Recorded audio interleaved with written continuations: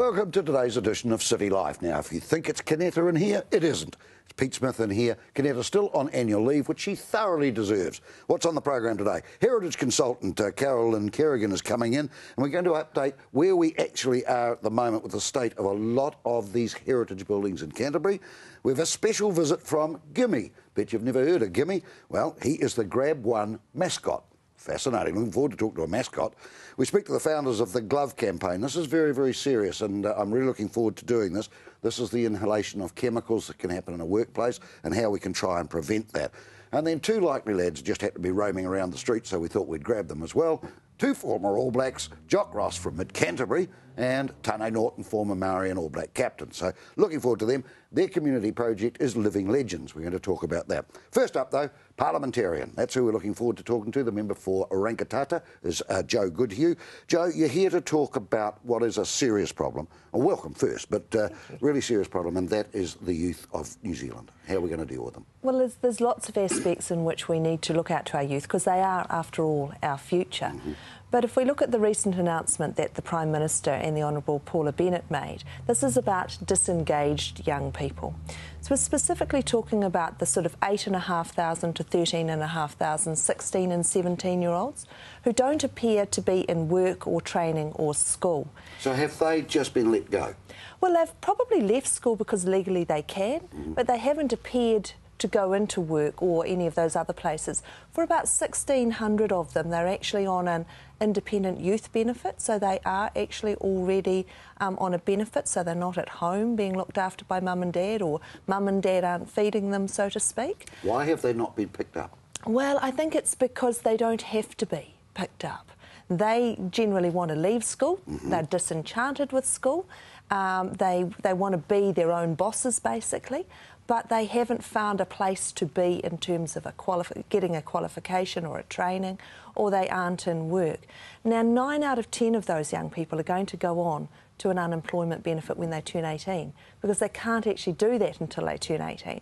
So it really bothers us that that couple of years embeds in those young people a feeling that there probably isn't much of a future for them, and therefore the unemployment benefit is their future. Can we just take a step back, though? Is that a failing by the education system, that they've been allowed to drift through school and then leave?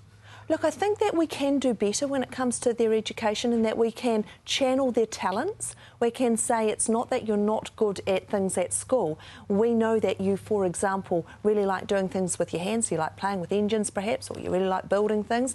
Let's get you into some of our 7,500 youth guarantee spots where we vocationally train you, give you an opportunity to do something not at a cost to you. So you might not be in school, it might be attached to a school, attached to business, or separate indeed, but those youth guarantee spots are going to give you a chance to build on your future. What about another theory that I've had for a long time, that the dole, or unemployment, has become a generational part of some people's lives? They've seen dad, granddad, whatever, live that life. Is that a problem? Well, I think the sad thing about it is that they don't think they're worthy of better. Right. That they don't actually think that, you know, the people in their lives that they've grown up with and lived with haven't managed to have a job, and so they're thinking, well, why would I be any better than that? Why would I be able to get a job? In fact, their potential is very much for the harvesting, so to speak. And so we're saying, well, it might be tough and it might actually cost more money for the government to do this, but we want to put the effort in. We will comprehensively manage them. What will you do with them? Well, what happens is we're going to have to change some laws around privacy so that the Ministry of Education can share information with the Ministry of Social Development. We're going to require schools to say when they leave, to register that those young people are no longer turning up for school. So you will keep track? Yes, absolutely. Rather than drift? And then a third party will actually comprehensively manage them, so to speak. So they take them on as case managers, and they'll help them to learn how to budget. But there's another really important group in there, Pete, and that's, tragically, 4,500 teen parents in that group. Now, that's seen as an option, isn't it? We were discussing this yesterday, funnily enough, that it seems an easy way out for some of the girls to become pregnant, they get paid, that's a soft option. But it's not, is it? Oh, hang no. And I mean, it's not like they're getting a princely sum. And they've got this scary scenario of they're very young and they've become a parent. And they now wonder whether the rest of their life is simply being a parent. But they also can see around them that children grow up. It's just what happens make after exactly that? What we had a guest on yesterday who made the point, they are not babies forever. They become people. No, that's right. And if that young parent was honest, they would, I think, likely say that they would want more for their own child. Right. And so we believe that the way out for them in terms of providing a really rosy future for their child, but also for themselves, is to help them to learn parenting skills, budgeting skills. Because they wouldn't have those, would they? Well, I mean, everybody's got to learn parenting skills when you first get babies. No different to me when, you know... But they wouldn't have those 16. No, but they do need to learn them. They need to and be is nurtured. there a family network around them as well? Sometimes. Not very sometimes, often? but not always. No. But also they need a second chance at education. Yeah. Joe, the other thing that must come up, though, I mean, it's all well-intentioned. It's great. But what are the job prospects? What are the apprenticeship futures for them? Are they out there? Well, let's look at it this way. They might not be now, but should we wait to start this until the jobs come online, or should we prepare them for getting into the workforce? I believe the latter is a much better approach, so that we don't actually say, well, there's no jobs right now, so we'll just leave them to languish. I think that's a crazy idea. And a gutless idea, actually, if I want to be strong about it. So I think what we're saying is, let's give them hope for the future by letting them get an education right now. Yeah, but they're not silly. You won't be able to kid them. No. That there is a job at the end. You've got to make sure there is something at the end. But instantaneous jobs aren't ever going to be there for anybody if they anyway. go through a 3-year course, for example, you've there's got to be a give them light at the hope. end. But if they've got the qualification, the chances are much more likely they get the job. Is this pretty radical? I think it's a strong start to our welfare reform package, and it's been quite roundly accepted and welcomed. By the people? It's tough. Yes, by the 16, 17-year-olds? Oh, look, I think some of them are going to say, oh, I don't know what this means for me. But what we want to get across to them is this means a brighter future for them. Right, so it's worth... And when does it come online? Oh, we'll be working on getting everything underway in terms of changes to legislation, should we become the government after the 26th of November. So is it an election plank? Yes, it certainly is. And you will drive that hard? Yes, we will. And there'll be more as well to the welfare Just before policy. we let you go, snow gone from Rangitata? Mostly. Right. There's a fair bit up in Methven still. And how did the inhabitants get on? How did the lambs get on? Oh, look, I think for some people it was, you know, pretty tough, but lots of preparation, lots of warning. Bouquet to the Met Service, The wasn't it? forecasters did very, very well. They damn near got it to the hour. Yes, yeah, that's it was true. excellent. That's true. It wasn't so bad in Timaru, in the lower half of my electorate, but certainly a lot more in mid-Canterbury. Oh, I love what you're attempting to do, and it's got to work, doesn't it? Because otherwise we're just going to dig a bigger hole. Well, the hole's already there. Yeah, don't want any bigger. And we actually need to start climbing out of it. Joe, it'd be great to have you with you, and that is the Rangitata MP, Joe Goodhew.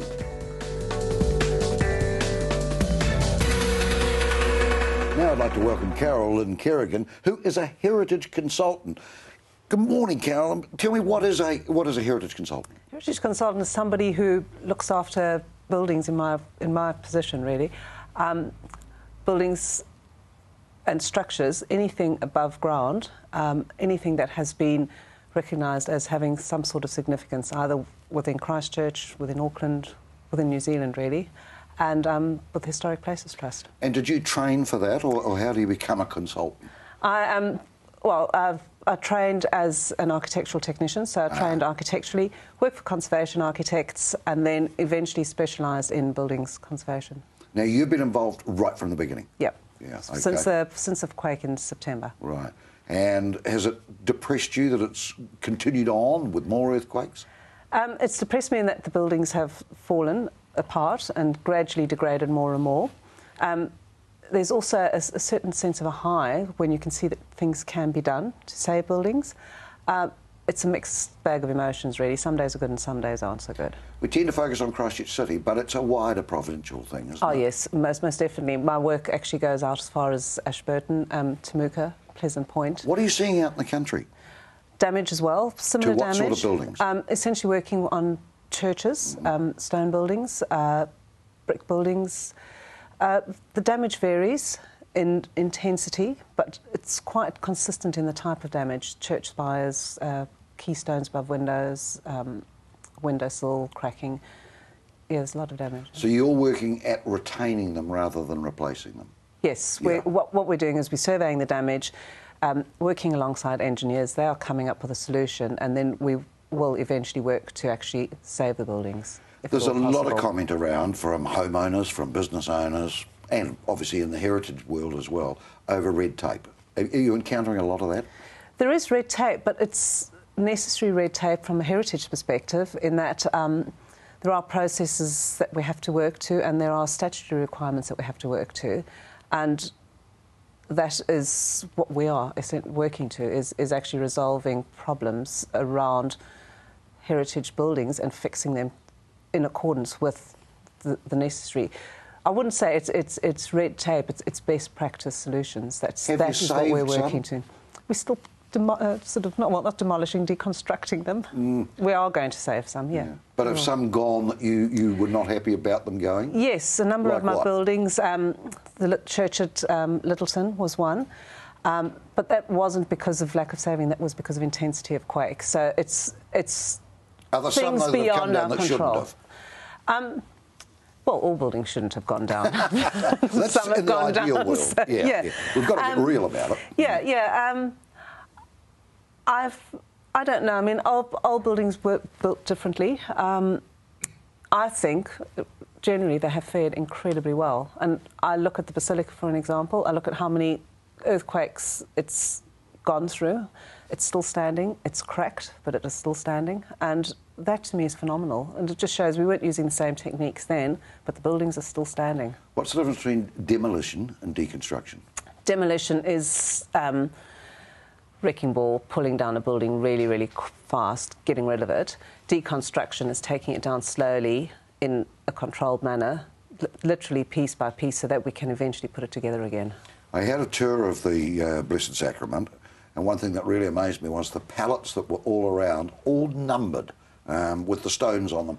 The purpose of that is for a reconstruction? Yeah, we've identified all those stones using photographs that we'd taken of the building previously, using old drawings, identified where the stones have come from, numbered them on the stones, numbered them on the drawings, put them on a pallet, numbered the pallets, so in time we'll be able to say pallet number one, stone number one belongs in a particular place. Amazing. It's just like a jigsaw puzzle. It is. It's a huge jigsaw puzzle. There are also a number of stones that we can't identify, but those stones we've retained because we can use them as a quarry on site for a rebuild. We've got colour matching, we've got good stone.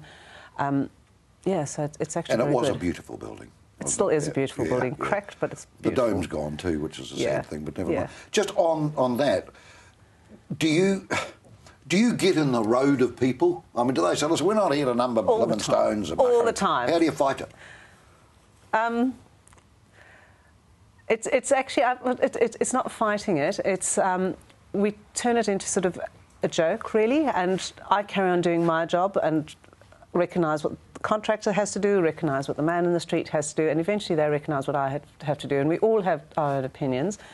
Differing opinions, similar opinions, and it all becomes a big laugh, and we all do what we have to do. So there's no conflict at the end of the day. So that's the enjoyment in the job of having a win. Oh yeah, it's absolutely fantastic. No, we walk around town, we have a laugh. Yeah. So tell me, were you doing this work prior to the earthquakes? Not earthquake work. Not no. I mean not the preservation of heritage buildings. Yeah, not deconstruction. But it was generally walking around buildings, looking at how they were failing, paint coats. Hardware, could you change them, could you adapt them so we could keep them longer? So it was a different type of focus to what I'm doing now. Now it's fast-moving, almost manic at times focus. Carol-Lynne, carry on the good work, because once they're down, they're gone forever, and that's so sad, isn't it? Yeah. I know. Especially when it's been my city for 60 years, and I love it. Exactly right. OK, after the break, we'll talk to Tane Gibson, and it's the Glove Up campaign, and I really am fascinated by this. We'll be back after the break.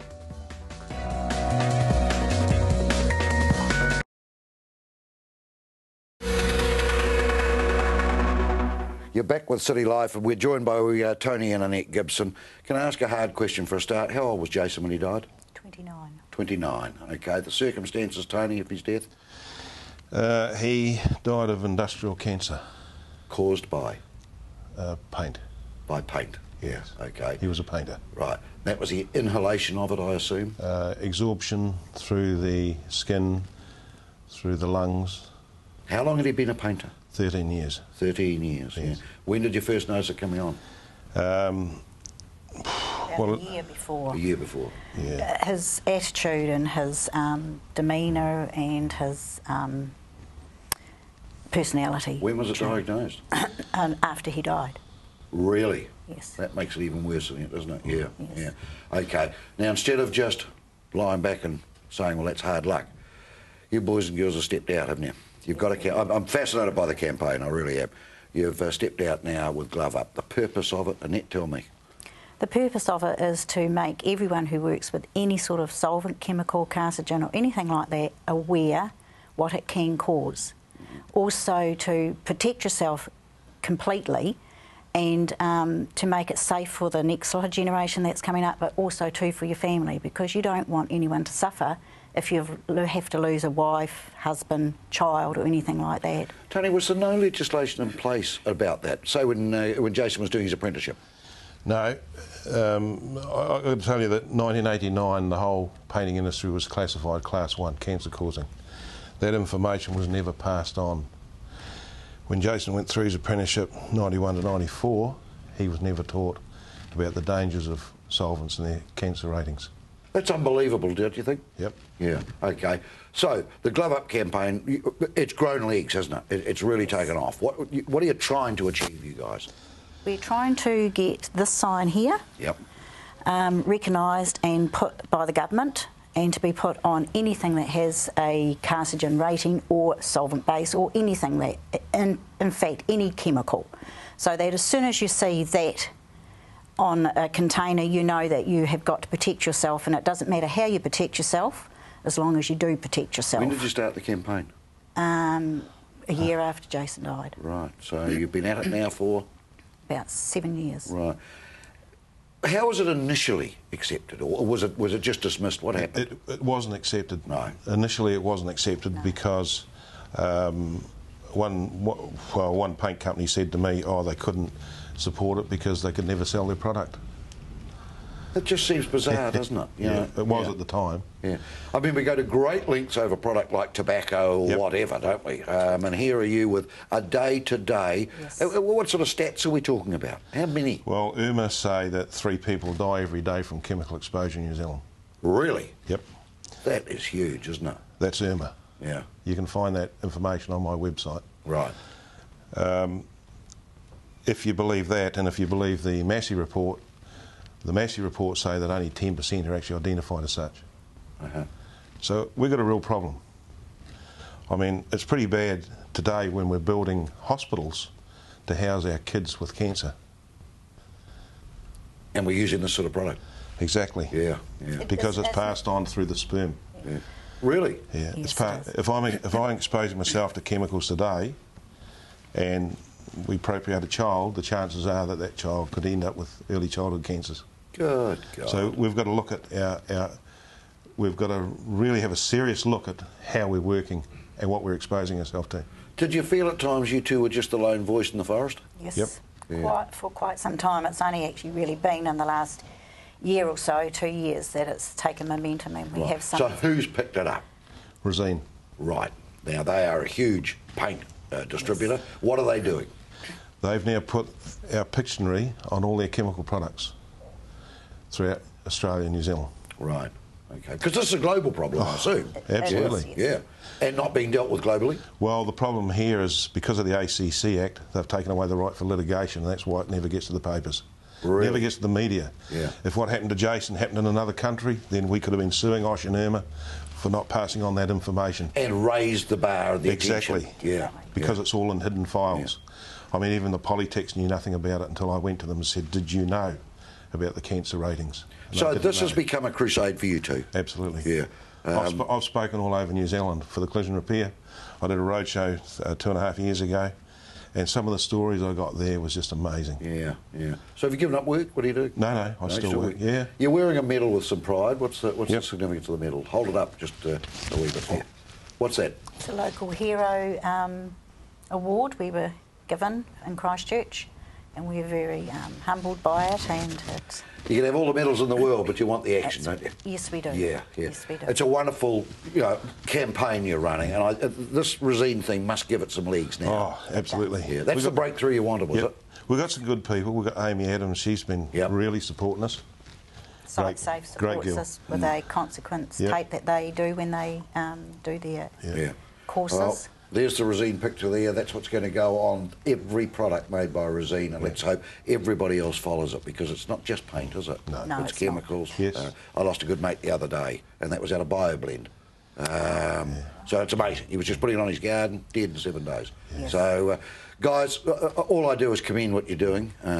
Fight the good fight. There must be times you think I'm not going to get anywhere here, but every little step is progress, isn't it? Yes. Yeah. Thanks for coming in, guys. Thank you. Thank you. Okay, we're going to take a break now. We'll be back very shortly.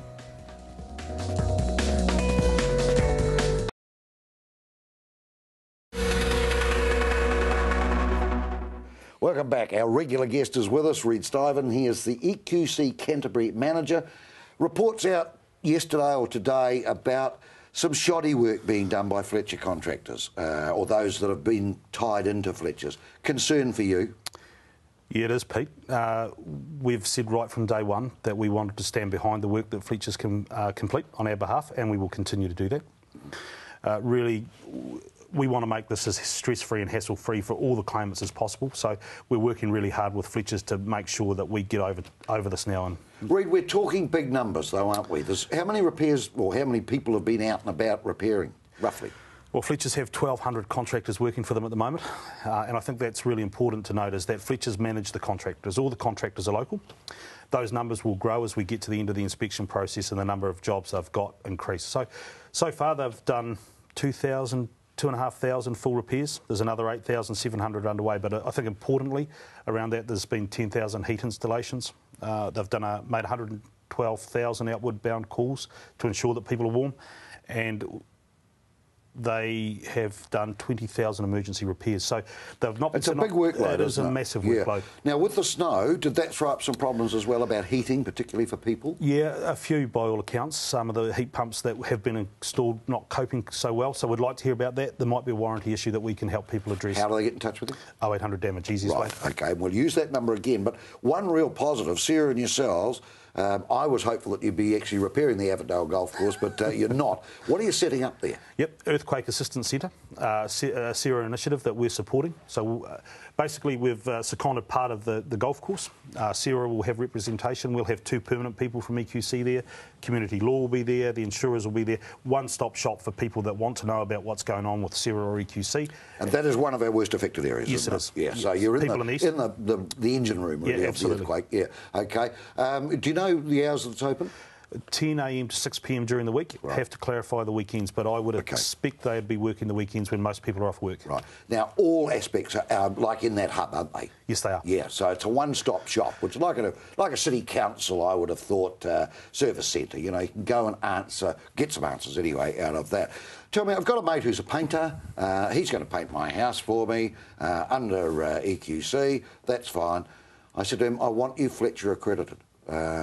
And it proved to be so easy, Reid. It was just like that. No, I don't say it was given. He had to go and do the course and everything. But you'd recommend that to anyone out there? Absolutely. There's a few hoops to jump through. They want to make sure that the tradesmen they're getting a quality tradesman.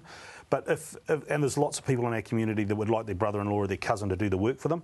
We can opt those people in to the Fletcher's program, and they can do one job for their family member, and then they can opt out again and go off and do their own thing. But if they opt in, we'll stand behind the work. We'll guarantee it. And we all know that sometimes when the family do the job, it can lead to some tears. Correct. Well, the other thing that came up, which was quite interesting, he said, if I come into your house and find something else and I'm not accredited, then there's nowhere I can go. No, there's not. But look, EQC's philosophy has always been that your claim is never closed. So we'd come back and have a look at that damage where we can. Scoping, I think they call it, don't they? They do. Okay. Yeah. So we're up with that, and I think that's great at Avondale Golf Course, so please avail yourselves of that.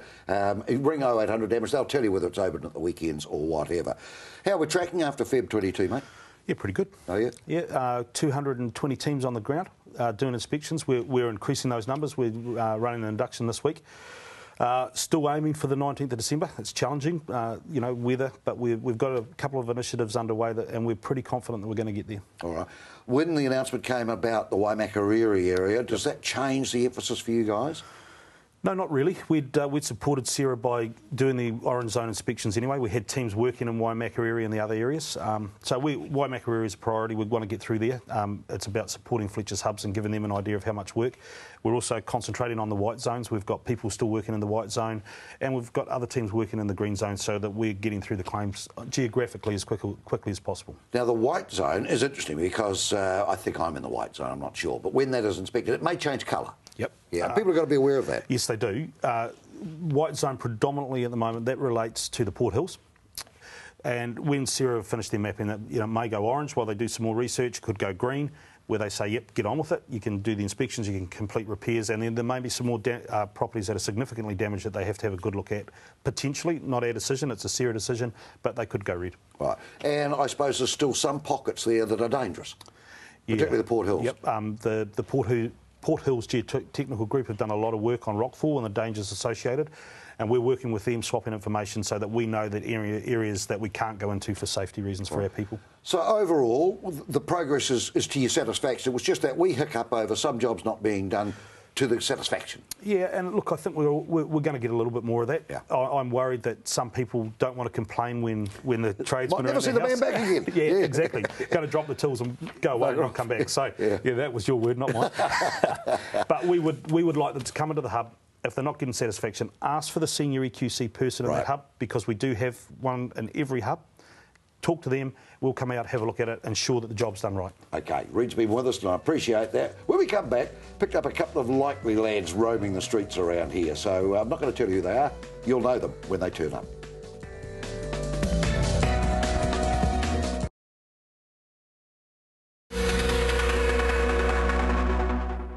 Well, it's amazing when you go out on the street who you run into, isn't it? Hey, two former All Blacks just happened to be walking past, so we grabbed them. That's not quite true. They're here because there's a campaign that both of them are heavily involved in. Jock Ross, former All Black lock, is from the Mid-Canterbury area. Tane Norton, former Maori and All Black captain, is looking after, I suppose, a lot of tree planting around the Speight's Ale House, probably. But it's a Living Legends project, and just to tell us more about it, Jock, you've got the notes there, mate. Just tell us a little bit more about, what is Living Legends? Well, it's an organisation that's been designed to assist with planting a lot of these native trees, and they've involved us, and they're trying to incorporate the World Cup scenario as well. What's the link between the World Cup and Living Legends? Sorry. Well, I guess it's it's the rugby factor, and it's something that's pertinent to the time to try and get it going. Right. So what sort of scale are we talking about of planting or what? What's your area? Where are you based? Well, Mid-Canterbury, I'm representing Mid-Canterbury, South Canterbury. Right. And, we've got on September the 4th is our big day, Sunday, September the 4th. It's at the Harris Scientific Reserve, which is a council-owned plot. And everyone would know where that is? Yeah, well, it's about 10 k's west of Ashburton, up the Maronan Road towards Mayfield, Pete. Right, yep. So it'll be well signposted from Tynwald, if you're going to bring your spade. Yep. And you're encouraging what? The community to come and do it? Yeah, well, I mean, there's been a lot of advertisements, and we've got all sorts of people involved, the schools, the Lions clubs, the rugby clubs. It's going to be a big sort of a gala day, and there's going to be there's going to be a lot of marquees and with a lot of displays, and there's going to be the sausage sizzles. There's going to be things for the kids. It's going to be a fun day. Right. First thing I've got to ask you, is it hard work? Because I'm not good at hard work, you see. I just want to know. Well, it wouldn't do any harm. No, I Pete. mean if older people come, they're okay. Yep. And, I mean, there's the ground's all been ripped. It's not too difficult. Right. Spades are supplied. So, no, it's a fun day, and they're hoping that if we get a good number there, I mean, it'll be all over in a couple of hours. I mean, it starts, you go there at 9:30. The Aero Club's going to be there parking the cars, and then we're going to have speeches by dignitaries at 10 o'clock, and then there'll be a bit of planting. Now, if we can get a good number there, so you'll be all over by lunchtime. We'll have a feed and a couple of beers. It's all native trees, Jock? Yep. Yeah. Yep. Tony, yours is slightly different. What's your date for a start for Canterbury? It's the 3rd, Saturday the 3rd, 9 o'clock, yep. And it's at the Otukai Kono Reserve, just through Belfast. Right, I know where that is. You know, you can see it off the motorway, can't you? Yeah, I've been past it 1,000 times, Peter, and didn't know it was there. And I made a visit, and it's a lovely place for the people of Canterbury. Is your day going to be similar to what Jock's doing? Very similar. I think we have to plant about 5,000 shrubs and trees, a lot of grasses, and but I think a lot of children will have a lot of enjoyment there too. It's not just for adults, it's for young people, so they can carry the shrubs out, and it's a fun day. Now, there has been a planting program go on there, hasn't there? I think, Lam and Hayward, I think, were involved in establishing it. So this is a continuation? This is a continuation. It's a number of... it's the area that got very knocked around in the earthquake, and the Department of Conservation have done a fantastic job getting it back in shape, and it's going to be a lovely picnic area for people, and they'll be surprised when they go to it. Jock, you mentioned the Aero Club, for argument's sake, you're one on the 4th of September. Other service clubs in behind it? Yeah, they certainly are, Peter, and it's really great. We've got the Lions and Rotary, and I mean, like, as I said, the rugby clubs are involved. Referees are even going to have a team there. So they'll plant them upside down. Know, it'll be they're blind. We'll yellow card them. So it is a community, isn't it? Community thing. That's what we want to try and do. I mean, it's you know, the potential of this place is amazing. It was bought by Arthur Harris in 1962. It was covered in Carnuka, absolutely covered, 11 hectares, and he cleared the land with the exception of a perimeter of about 10 metres wide round a 2 hectare block, which he left there for shelter for his sheep. And then it was sold to the Ashburton District Council in 1996.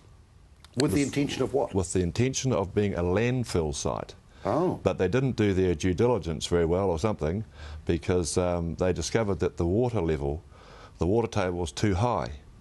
So they decided that they wouldn't do that. So Arthur Harris, with his friend Dr. Brian Malloy from up here, who was an All Black in the 50s, about Tane's time,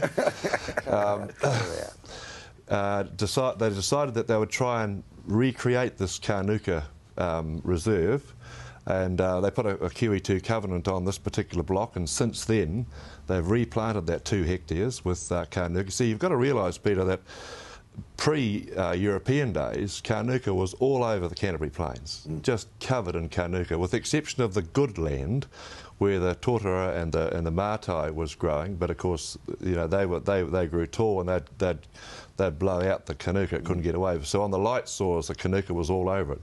So they decided that they would try and recreate this. So they've got this covenant, they've got that planted, and what we're going to do here on the 4th is continue that and plant another. I think they're going to plant another hectare. Wonderful effort, Jock. Just Tane, you've got the service clubs involved with you as well. Yes. They're all in behind it. You're the 3rd of September. How do Joe Public want to be part of it?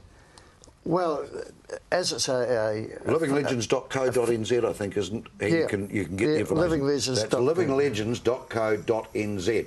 If you want to give a couple of hours of your time and enjoy it, take your grandkids or your kids. I think that's the emphasis. That's the key. Get everybody involved in the jolly thing. It's a wonderful project.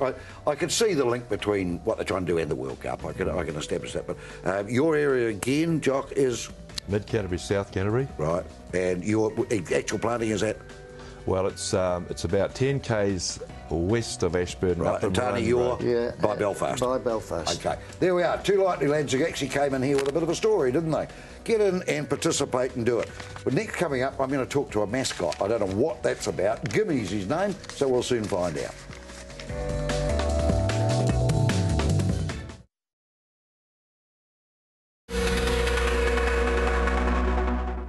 Welcome back. Now, my guest has been town and around, you could say.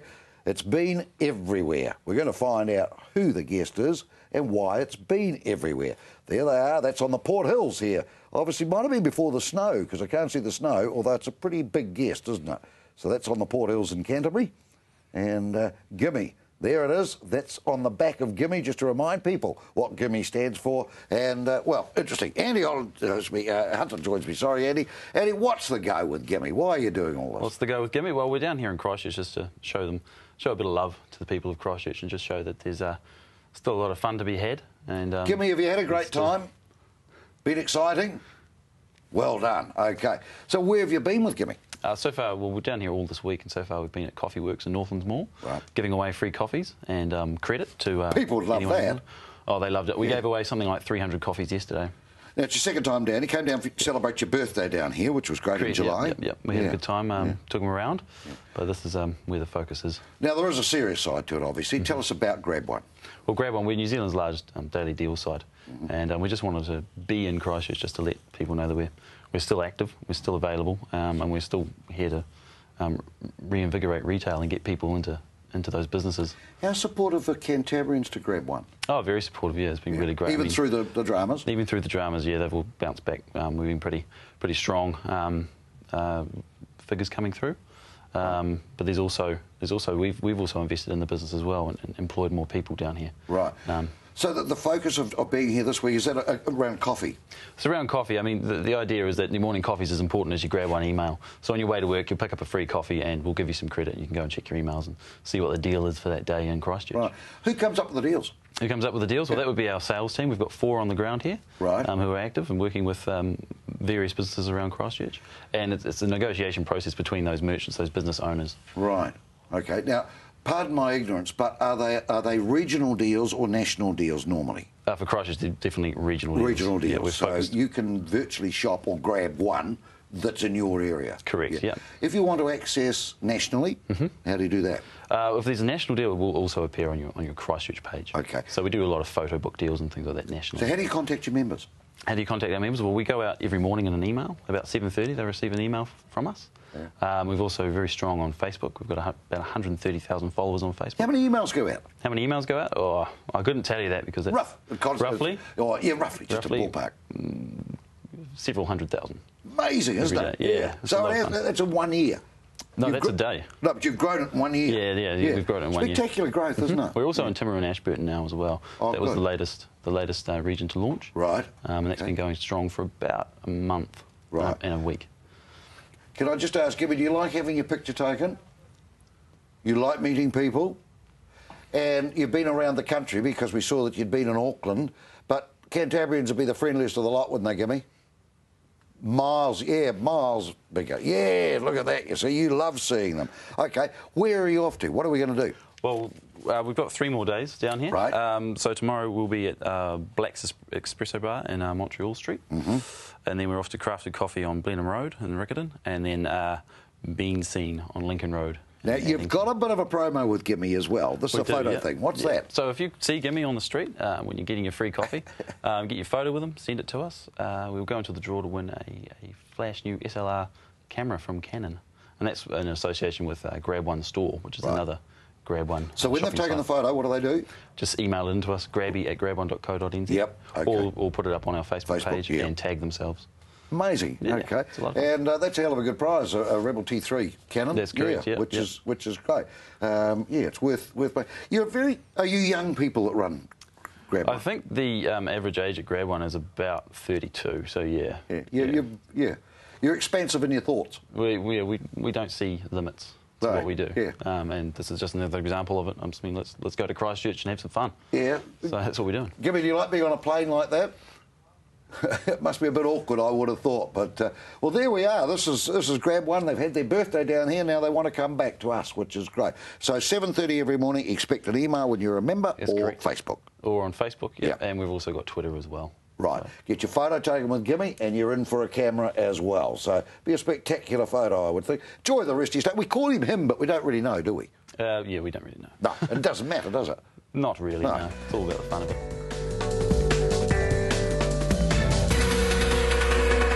Finally on the program, regular guest Stephanie Rumble from Flair Image. We're going to talk today about how do you dress your daughter. Well, how do you actually buy something for your daughter? Because I find that men come to me and say, look, I want to buy a gift for my daughter, my adult daughter, and they buy something that's a disaster. Right. Yeah? And that's quite easy to do. Very easy to do. My lovely, fabulous father's bought me many disasters. We're going to talk about that a little later on. So what do you say to these fathers? OK, so what I would say is if you want to buy a present for your daughter, be she a young girl, a teenager or an adult, choose something really safe. Like? So go for an accessory, like a scarf, or go for some jewellery. inexpensive, because if it's expensive and it's wrong, it's a big mistake. Stay away from buying them clothes. Oh, really? Yes. Look, my brother just went to America with my father, and he bought some clothes for his 1-year-old daughter. When he got home, they were all too small. Oh. Yeah. So men just don't seem to have quite the same Mind you, what would he finger have on the bought pulse. instead? He can't buy a scarf or... I know, he couldn't. A wee toy would have been a good present for a baby. But when we're talking about older children, of course, kids today know what they want, don't they? Absolutely. Yeah, they're very definite. Definitely ask them. Ask them what they'd like. So go and say, look, you know, I'm going away or I want to buy you something. What is it that you want? You know, if they say a new computer or something out of your price range. But if you're looking at clothes and accessories, do something really simple. They'll say, I might want a blue scarf from Max. So then go and buy the blue scarf. I know in my case, I've actually been terribly tempted overseas to find something you can't get here. Yes. And that's ended in tears more often than success. Look, and often, you know, your tastes are quite different from the tastes of your female children or, you know, your wife or whatever. I think to be observant about them, look at them and think, OK, do they wear silver jewellery or gold jewellery? You know, take note of some of those things before you go out and buy, because... And where would I go then? Then what you do is, depending where you are, go to one of the stores in the centre you're in. So, like somewhere safe, like Silver Moon, has a really good selection of mid-range, good-priced jewellery. If they're into Pandora, buy them a bead. You know, something really simple that it's not going to be a big disaster. Like a book, can you get an exchange card? Yes, absolutely, you can. And it would be safe to do that? Yes, yes. And if you're looking at a store that's nationwide, you can go anywhere in the country and do that. If you're out of the country, stick with the basics. Buy a scarf, buy a simple piece of jewellery, or buy a very simple handbag or something like that. Don't buy a really expensive Gucci or Louis Vuitton. Stiven, you're also saying it shouldn't really be an impulse. It should be you plan it out beforehand. Be observant, you know, and get organised yourself. Absolutely, and that goes with shopping full stop. You know, what don't you buy for your daughter? OK.